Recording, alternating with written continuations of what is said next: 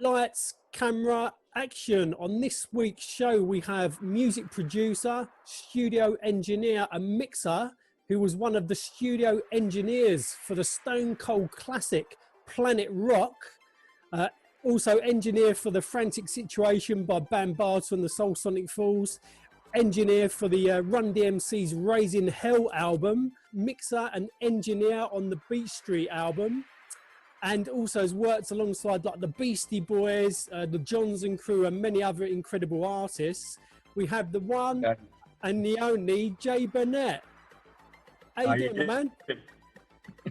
Pretty good. How you doing there?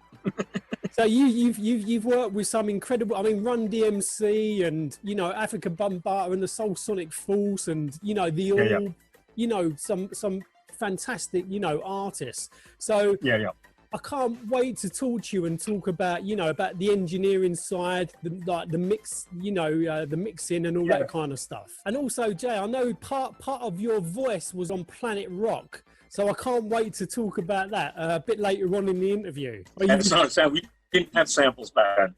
We didn't have samples. That was live. It was going to go rock, and rock, don't stop. Yeah, that's not a sample. It's live. Yeah, of course, it's live.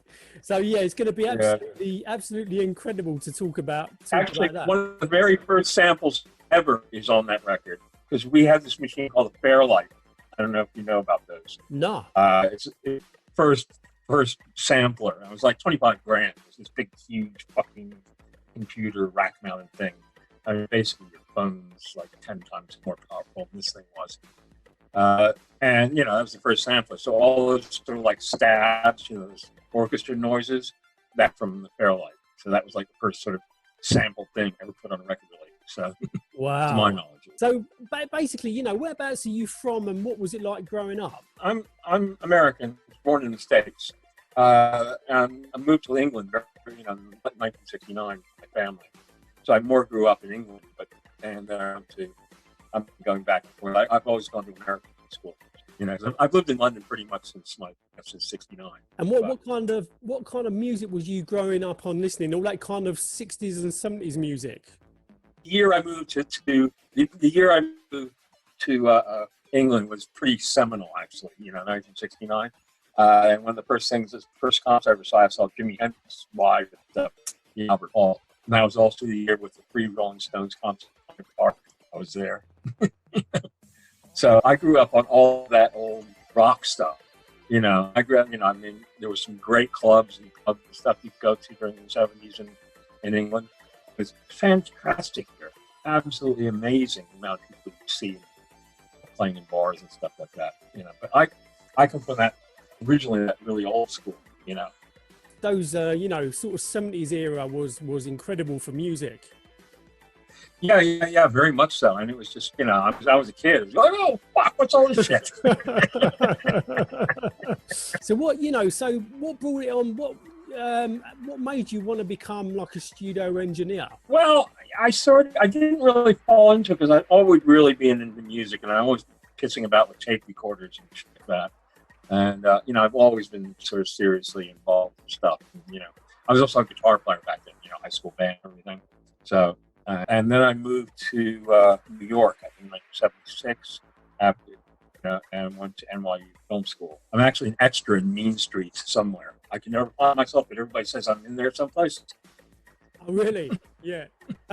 So would you say like studio engineers like Eddie Kramer and John Punter were an inspiration?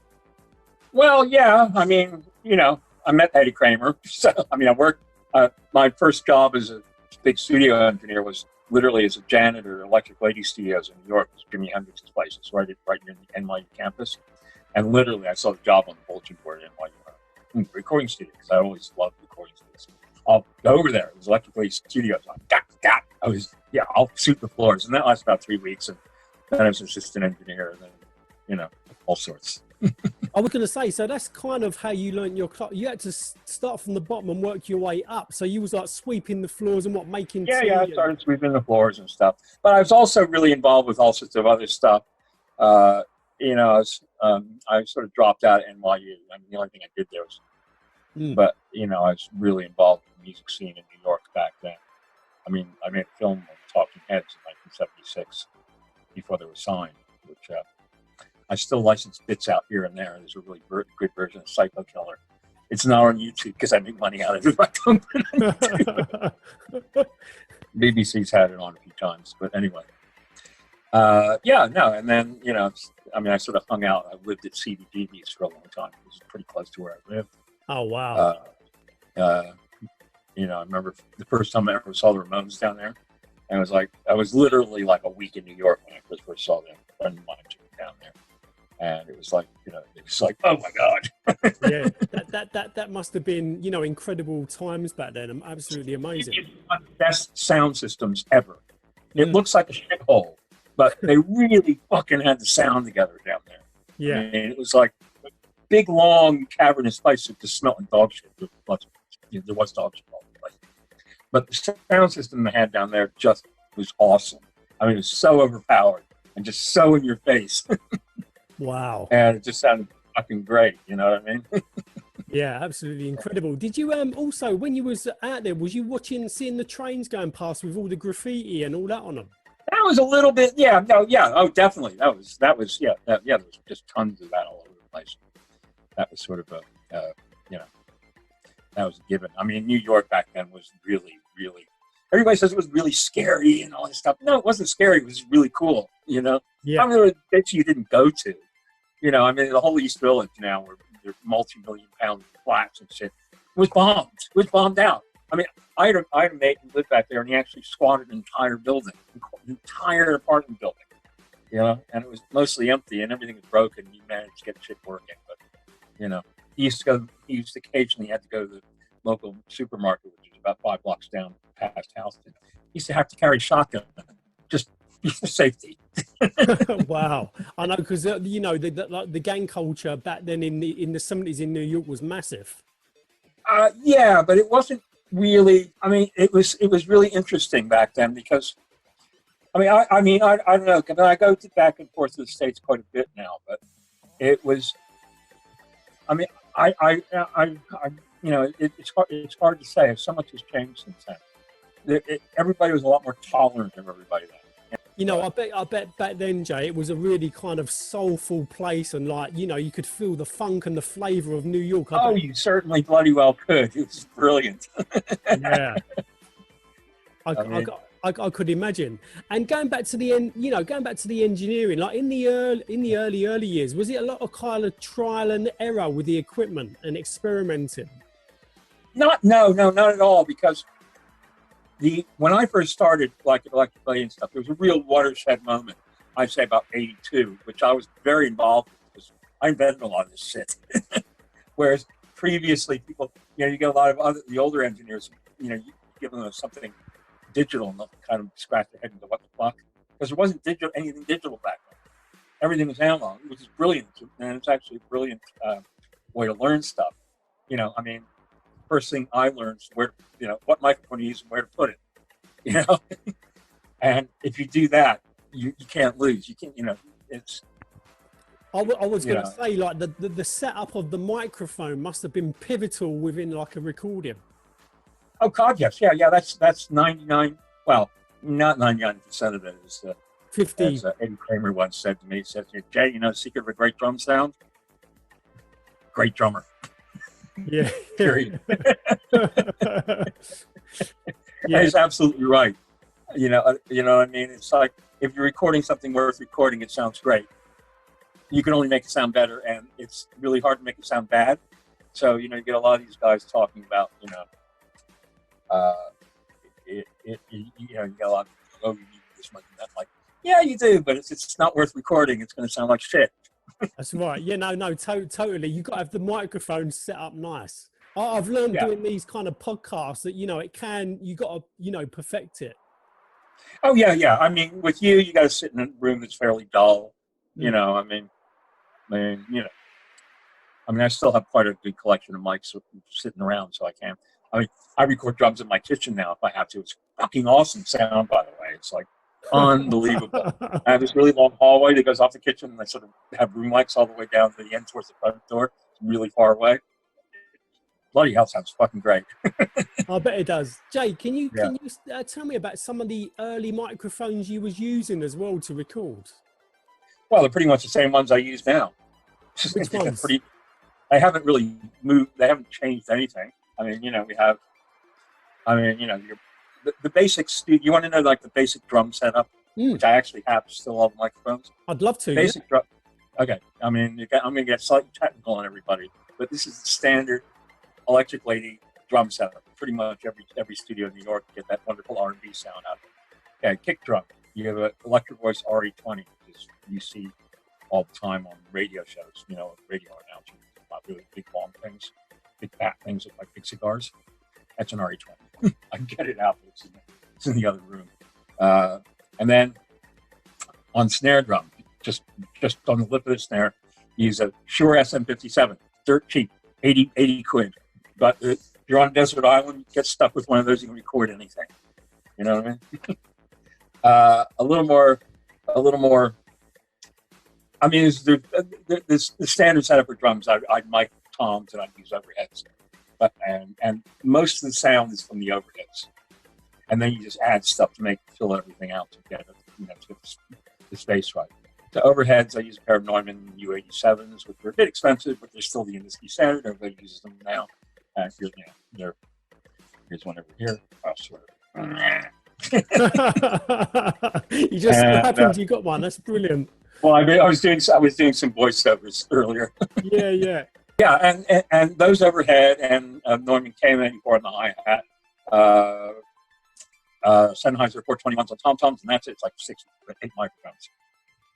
And then you don't use them all the time. It depends on the sound you want. But with that, you've got everything pretty much. So, then there was the old school guys like Eddie Kramer and stuff. Used to only use 3 mics. He's like one big overhead, like a really old big valve mic, like Neumann 47 on the top, and then kick drum mic, and maybe one further off to the side. It's a 90-degree angle. There's all sorts of ways to do it, but that was, the standard mic everything up one is what I just told you. So that's you go, kind of like, yeah, oh no, listen, thanks for breaking that down. I mean, I'm sure a few of the technical people in here would love to hear all that. Yeah. But yeah, no, it's really simple. And everybody, pretty much everybody there will know what I'm talking about. So. Yeah, nice. It's brilliant. And can you, Jay, can you tell me about some of the, like the studios you was going to as well? Well, most of the place I learned early on was Electric Lady, which is still going to this day, fantastically. And it's still one of my favorite studios in the world. It really is really, really, really cool. It's proper studio. They don't make proper studios anymore. Jay, what makes that studio so cool? Well, it was properly built. It was actually in a basement. On 8th Street in New York. I don't know if have you been to New York before? Yeah, I've been to New York, but I'm not really familiar with 8th Street. It was downtown in the Village. It was right in the Village on West 8th Street, right off Avenue of the Americas, and it was under a movie theater. But Wow. It used to be a nightclub called the Village Barn, and loads of people had played there. Dylan had played there. It was 60s, and it was like one of the Greenwich Village nightclubs. And then it sort of closed. I never could find out why it closed, but apparently some weird shit was going on. But Jimi Hendrix bought the lease in, I think, 1970, and then put tons of money into building it. And he actually only ever recorded there briefly. I mean, his seminal albums like Electric Ladyland were recorded at Hit Factory, most of it at Hit Factory up the road and Olympic in London. The other major studios in New York were like CBS. All the record companies had studios back then. So it was like CBS studios. That was the big, huge motherfucker where they did like Frank Sinatra and stuff with 90-piece orchestras. Actually worked on one of the sessions as a guy who wheeled up the mic cables after the session. That's third assistant engineer. It was pretty awesome, actually. Oh, that's incredible, isn't it? I actually met him as well. So Frank. Amazing. And then a little later than that, Power Station opened, which is, Nile Rodgers was heavily involved in that. That's where all the great sort of big records from the 80s were done. And then I built some, I sort of left the electric lady because they were a bit too weird. I was always doing weird shit. I didn't quite understand what the fuck I was doing. Yeah. So I started my own studio with a couple of partners called Intergalactic. It was up in the 80s. Intergalactic. That's where we did Planet Rock. And did a few other great things like. Oh, you done Planet Rock at that studio, yeah. Yeah. That was one of the first big hits from that studio. Before that, I worked at Right Track a lot. Right Track's another great studio. I did Suicide, that Suicide record, Green Baby Dream. Did that there. That leads me nicely to talk, about Planet Rock, because it was Planet Rock in I think it was released in the UK around April 1982, and that's what got me into that. That sounds about right. Yeah. That's what got me into that kind of electro sound. I was already a new romantic, so I was into that synth sound anyway, and the drum machines and all that. When I heard Planet Rock, I was like, it blew me away. So basically, you was the engineer on Planet Rock. So yeah. How was it? How did you become an engineer and hook up? I was, as I said, I was the engineer of the Intergalactic, and I started running into Arthur Baker previously. We did a couple other records previous to that, and I knew Tom Silverman at his office right up the road from where we are. So, in fact, I did the first 2 Tommy Boy records there. I did Jazz and Sensation. Remember those? Yeah, of course. Yeah, 81, I think that come out. Yeah. So because Arthur, I forget, I can't even remember how I met Arthur. He just sort of showed up at the studio one day. And then Planet Rock was, we actually had to get some guy because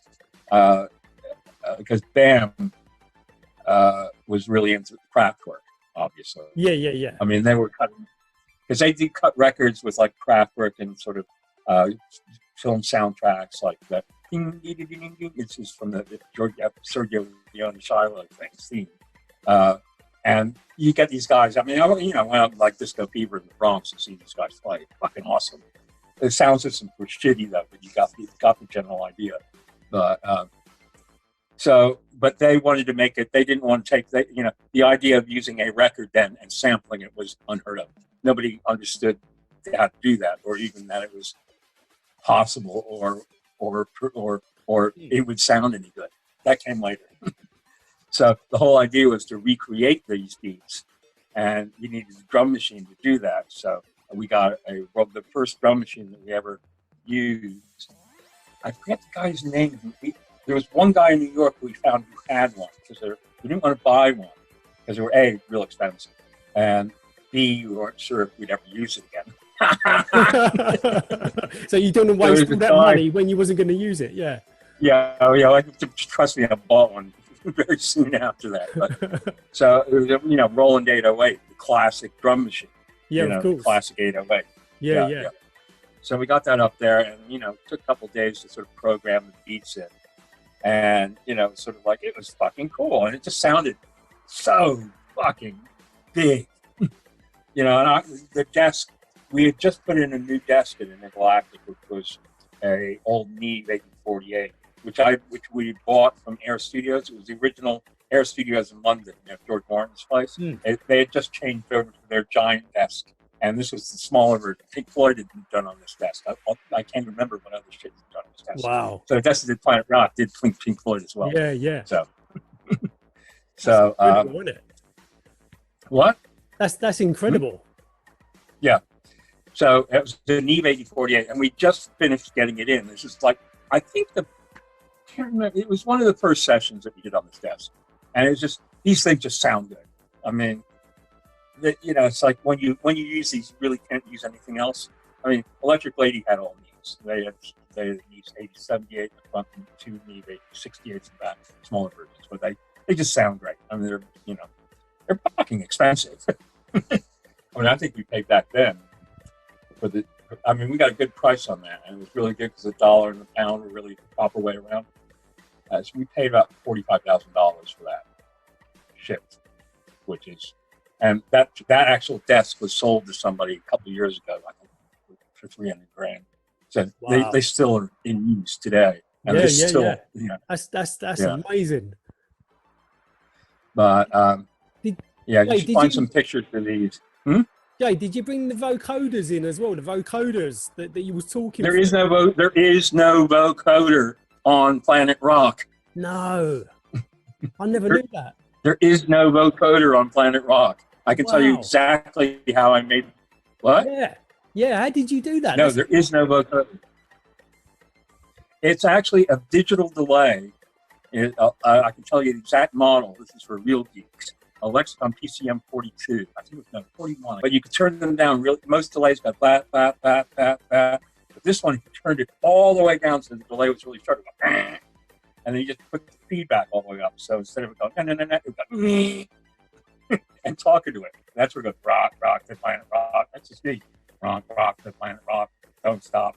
Do one of those delays. That's amazing. And obviously, yeah, that's you doing that little part of that part of Planet Rock. Yeah, amazing. Yeah. That's me throughout the whole thing. And how was it? How was it working with, like with Arthur Baker, John Roby, and Africa Bambaataa and the Soul Song? I bet it was such a fun time in the studio. It was. I mean, it was mostly. I mean, Roby was around for a bit, and he played quite stuff. And there was another guy, Fred Czar, who did the programming on the 808. Me and Arthur, and then Bam and those guys really came in. Oh well, they weren't. Bam was in quite a bit, but yeah, it was mostly me and Arthur just putting it all together at the end, and also my assistant Bob. Yeah, and also my assistant Bob Rosa, who's gone on to. That's another story. That he just started there. He's some guy who's from Staten Island. His parents he wanted to be a cop, but then he decided to get into music. Now he's a Grammy Award-winning producer, and he started there. So. Anyway. must have been incredible working on that track. Yeah, it was. No, but what was amazing about it, I remember this specifically, when we finished doing a bunch of mixes, Arthur said it was about 8 at night, and I was going to do some more mixes, and he left. He went over to Master Disc, which is a mastering house. I think it was Master. It was Sterling or Master Disc. I always get those two confused. There's a whole bunch of them. And got some acetates cut, just to see what it sounded. And the second he got the acetates cut, he went over to Kiss FM, and they played it. And I was in a cab going home from the studio. I was fucking on the radio. It's like, boy, he just knew it's a fucking awesome record, It was an incredible tune. Yeah. It was a real watershed because it was the first time anything really ever sounded like that, and it sounded fucking fantastic in clubs. I mean, I had the sort of gold standard in New York. It had the standards.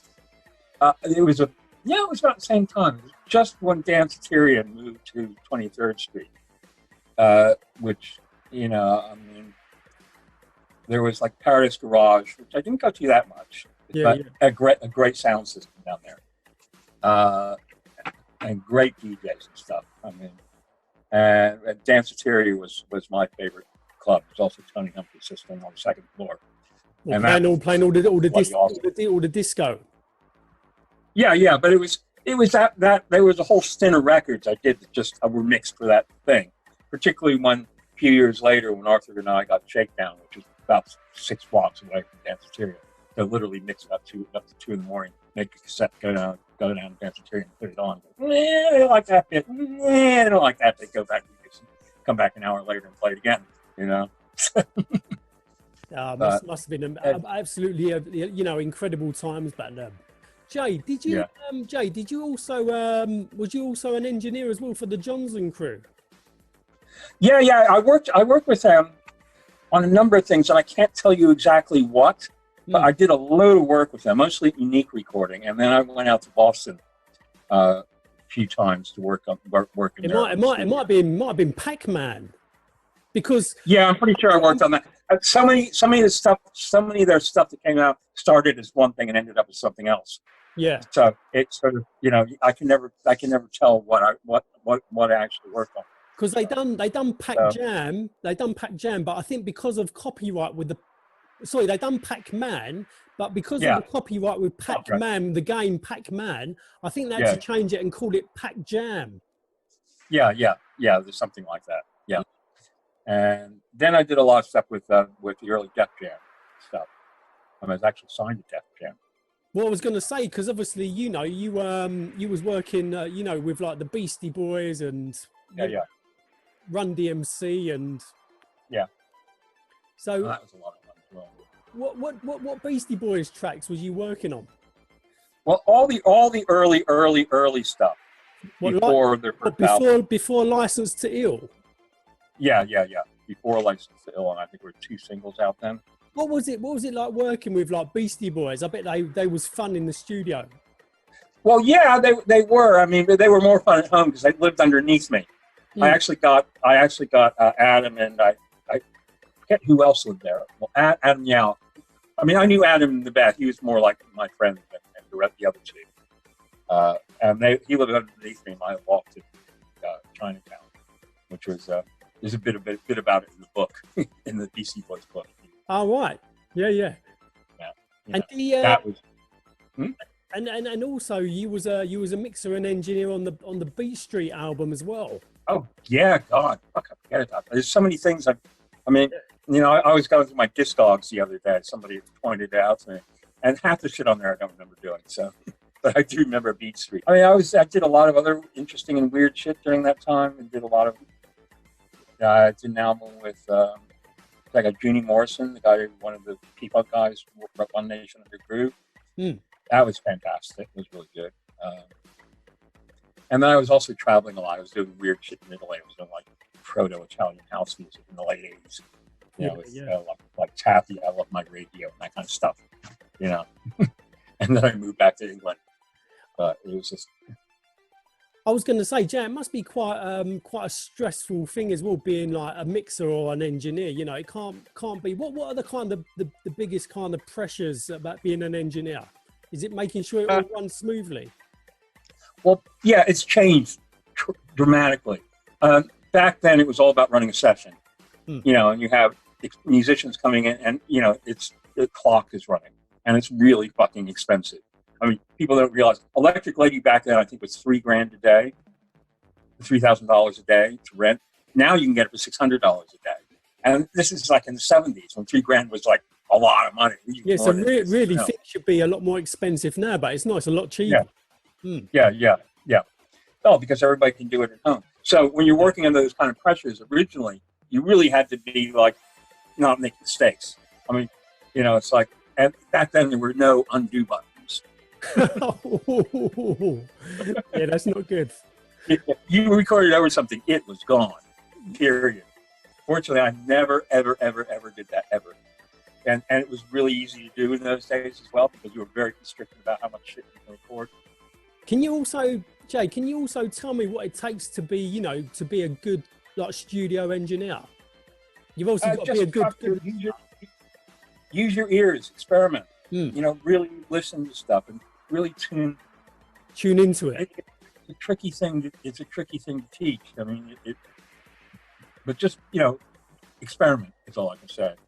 And look at. I mean, I was very fortunate to be able to experiment with a lot of really expensive and cool toys, and have a lot of people around to ask really dumb questions to. So. But now we've got YouTube and stuff like that. As an engineer and mixer and producer, you must have met so many recording artists throughout the years. Oh yeah. Can you name some of the sort of the recording artists that we might know? Some of the names. Al Green did stuff with Bob Dylan. Did a lot of remixes. Arthur did a lot of stuff with him. All the Notes, I still love. Worked on that album and a half with them. Tons of people. I mean, Prince. That's Prince. I moved to England. I did a lot of stuff here as well. Got married, had two kids, and sort of calmed down a little bit. And did things like Katrina and the Waves here. What else? And then I did lots of weird shit, like a lot of folk music. We produced 3 albums with Burt Yanch. I don't know if you know who he is. Guitar legend. I sort of involved with a techno label called Deviant in the 90s. Yeah. Like Paul Van. I mean, I've had such a fucking weird career. You've gone from from rock to hip hop to electro to dance to every kind of different genre of music. Yeah, pretty much. I mean, very eclectic. Yeah, in terms of kind of technology, you know, can you tell me sort of how it's changed from back in the day? I mean, as we said a little bit earlier, you know, a lot of it's done like on your computer now at home, on the laptop. Oh yeah. I mean, basically everything that I had in Electric Lady Studios, I have on a Mac, on a laptop right now. Everything, and to the same quality, if not better. Wow. And back then, the amount of equipment in that control room was over $1 million, $1 million. And I bet it was huge as well, like massive. Well, it was big, you know, tape machines. You know, you need Big two, like mixing desks and. Yeah. I mean, the neat mixing desks I'm talking about, the one we bought, you know, the shipping weight was 2.5 tons. You know, I mean, it installed the thing weighed close to a ton. That's heavier than a car. Oh no! You need a truck and a crane and move them. You know, you needed sort of a big crew, you know, to move these suckers. And once they were in the right, you had to make sure you put them in the right place, because once they weren't moving. I mean, one of my favorite memories is in Unique recording is waking up very early on a Sunday morning and to install, because Unique was on Times Square. I forget what floor, the 12th floor. If you're looking at Times Square, it's the northeast corner building. It's not there anymore. The building's been torn down. But they bought a brand new SSL, another great kind of console, but a big one, 72 inch, you know, 14 feet long, you know, weighs a ton, literally. And you know, they come apart. All the modules come out. The big frame doesn't come apart, so it's still this big thing. So we had to hire a crane, and we couldn't. I never quite got the story about why we were doing this at 5 o'clock on a Sunday morning as the sun comes up. But basically, it was big crane, truck, take this thing off the thing, literally up 11 stories into a window, because it wouldn't fit in the lift. It was way too big. So into the window. It was all done in 15 minutes, and then everybody went, Yeah, because you probably would have had to have closed the street to get the crane to like move. Yeah. And Jay, what's the longest amount of time you've ever spent on one track? Yeah, that's tricky. You know, that the whole workflow thing has changed so drastically now. Because back then, it was expensive. The only way you could work on something was by being in a studio. And I was in a good position because I was in a lot of studios I just had access to all the time. You know, like in the Galactic and stuff, and the Shakedown, I could go down there anytime and work. Nobody else worked there. So, but the workflow now you can actually work on stuff a lot better, a lot longer, and a lot more detailed than you ever did. So, I was saying the current record I'm doing with Rachel right now we've taken well over 1.5 years to make this, and it's been zillions of takes and sort of just getting things exactly, but not intensively, just like, you know, once this week, once next week, and then putting stuff together and talking about it, moving stuff around. And the fact that you can do that now is fantastic. You can't. I mean, you can always get into overkill. You know, I mean, you know, I just remember seeing. I mean, I worked briefly on sort of Steely Dan records at Electric Lady, and how these people fucking did this. I mean, they spent so much time on this shit. And going, how can you listen to this stuff? But now you know, they were working as if they had modern technology back then, and it was costing an absolute fortune. You know, they'd spend 3 days on a snare sound. You know what I mean? I mean, and then there's some records that just, you know, you go in the studio and go, and all of a sudden you do one take and it's there. But it doesn't happen that often, trust me. Yeah. Once in a blue moon. Okay, also, as your role as an engineer, you know, what's also you was a mixer as well. What's the do you kind of combine the two jobs, or are they kind of separate roles? Well, no, they're pretty much the same thing, really. I mean, a mixer is just taking all the stuff we recorded and, you know, mixing it, as opposed, you know, so it's the same sort of thing because you're doing that. Particularly back then, you were doing that in your head as soon as you were recording, because you didn't have the kind of manipulation you have today. You didn't have the track count every day. You know, you had 24 tracks if you were lucky. Well, when I first started out, like late 16, so you really had to like think about where everything went, and in your brain you had to sort of understand what you were doing, so that you know that you know, you got this many tracks and the horn parts go here, and you know, you had to sort of you had to do the sound balance in your head while you're recording stuff. So coming from that era is actually really good practice for people who want to mix. Although mixing is so different now. I mean, people are just making records out of other records. I mean, yeah, which is something that's I think is kind of cool. I mean, I remember the first samplers, and they were like, "What? Cool." Yeah. Especially a lot of the hip hop tracks were sampling, you know, the break of, like I say, a funk track. Or... Yeah. I can't remember the first time I ever did that. Probably. Oh no, the first time I ever did that, it was actually for Beastie Boys record. The first Beastie Boys single on Def Jam called "Rock Hard." It was one of the big, gigantic buck-off drums. And that is actually the first bar of AC/DC. You know,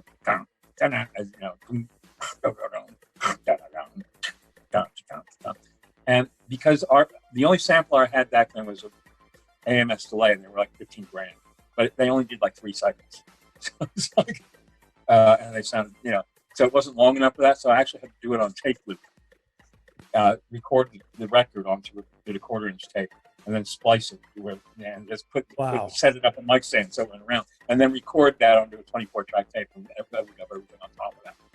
So that's the first time I did a proper loop record. So that's amazing when you're doing that splicing of the tape. I mean, oh God, I'm totally. you was probably one of the kings of the splicers. Yeah. Well, all those hip hop records with all the those are edits. Those are actually cutting tape and putting it. Beat Street is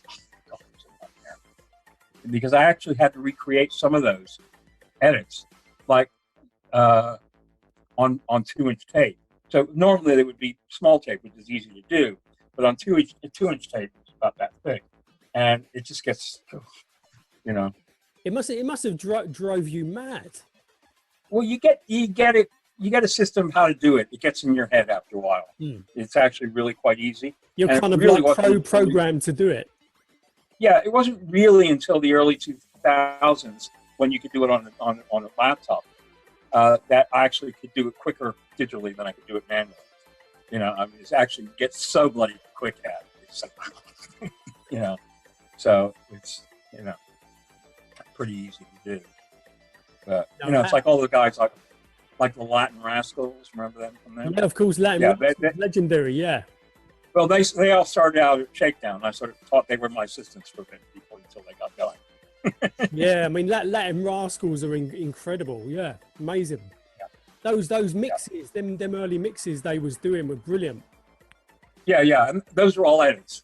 Most of their sound is literally just cutting tape. You know, I mean, like tape that long, that's like just one snare beat, like that, and then taping them all together. Wow, I didn't know that. I thought it was done in kind of one take. Oh God, no. It's a really laborious process. I mean, it's like tape, you know. JJ, would they be okay with us putting that out there? Because is that kind of like a well-known fact? Yeah, what? They're taping it. What? Yeah, with the chopping. Oh God, no! Of course, yeah. Put that out there. That's where this all came from. That's where those sounds came from. You know, I didn't want to, like, you know, put something out there when it was kind of like a bit of a secret. Oh God, no! I mean, it's really easy to do now on Pro Tools or anything else. You just sort of cut the piece and copy it 10 billion times and play it. It's the same thing. It's just in those days we didn't have Pro Tools. We just had to do it on tape. You know, you splice it up. Yeah, splice it up. I mean, I think on some of the mixes from I know some of the Shakedown mixes, like Criminal Records. I can't remember the names of a lot of those stuff from those days, but a lot of those. Yeah, I mean, I think that I held the record for the most edits in one sort of 6-inch track. I think it was like 280 something. You know, so it's like 280 splices as the tape went. That's crazy, isn't it? You know. Wow. But you know, and that's how you get that sound. It's a real specific sound, and it actually doesn't sound the same if you do it in Pro Tools. I can tell the difference between one that's been done on tape and one that's been done digitally. I mean, it just has a certain timing niceness to it that you just don't get And anywhere else. what do you prefer, like the digital or the tape version? Literally, it all ends up being on what you listen to. So this whole argument about whether it's analog or digital, I find pretty fucking annoying most of the time. I mean, I have some good microphones. If I have to record something that's going to start in the analog world, I want to record it properly. Once it's in the digital world, fuck it. You know what I mean? You can do what you want with it. But as long as you captured it properly, that's fine. So the whole idea of, you got to record analog. Yeah. If you've got a couple of $1 million, so you can put the studios together. I mean, analog only sounds good if you wired it and you've got all the stuff. It's not just like an analog tape machine. You need the right desk. You need all the right wiring. You need all the outboard equipment, and you got to put it together properly. I mean, there's still a couple of great analog studios around. I mean, my favorite is Mark Knopfler's place, British Grove, just in Chiswick, which is sort of a private studio, but it's the same place I've ever been to. It's just insane. He's got more of everything. It's nuts.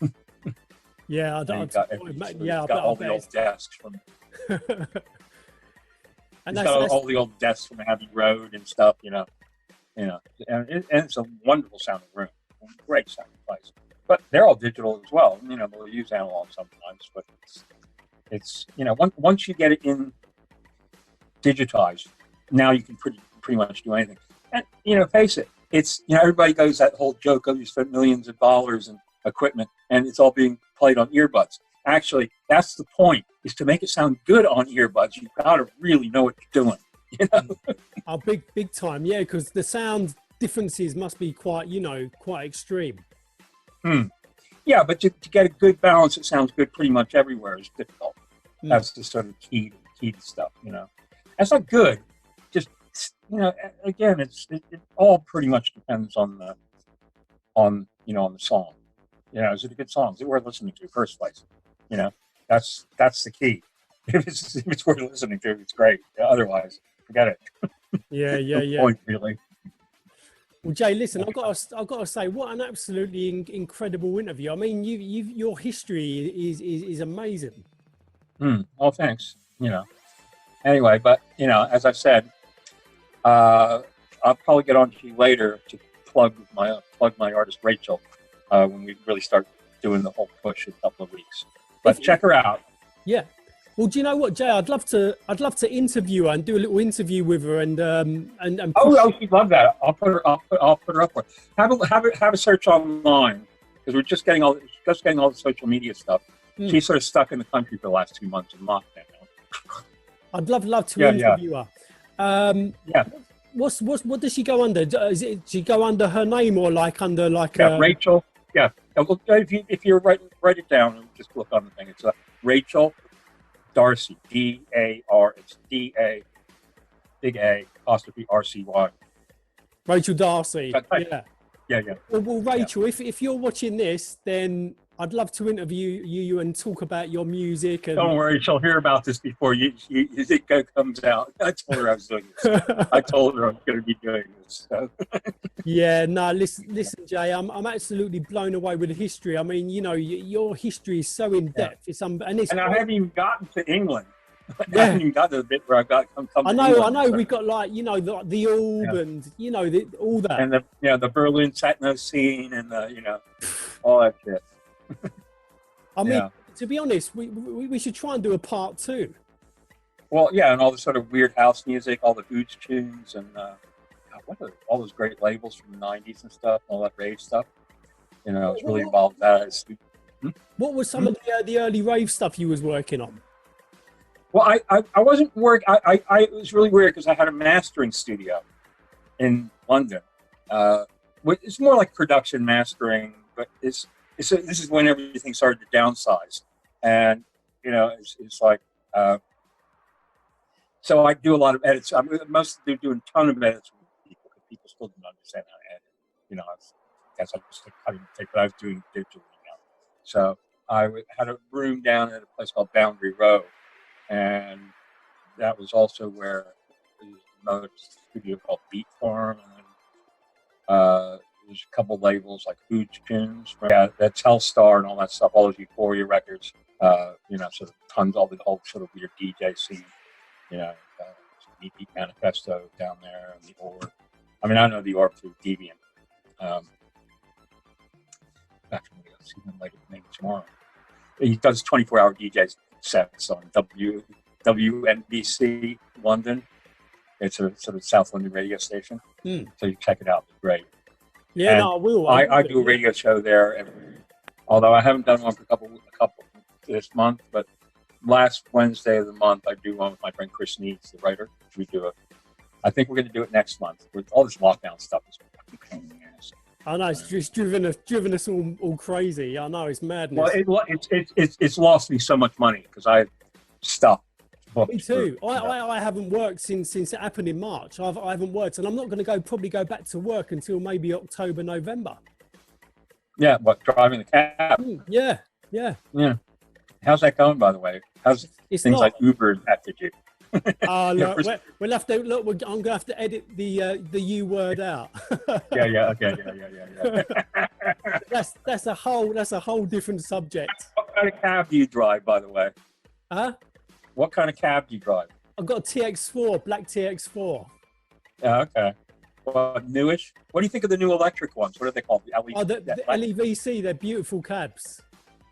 Beautiful cabs. Jay, you should download. We got an app. It's called My Taxi and Gett, G-E-T-T. They're the main. Oh, I know that. Yeah, I know it.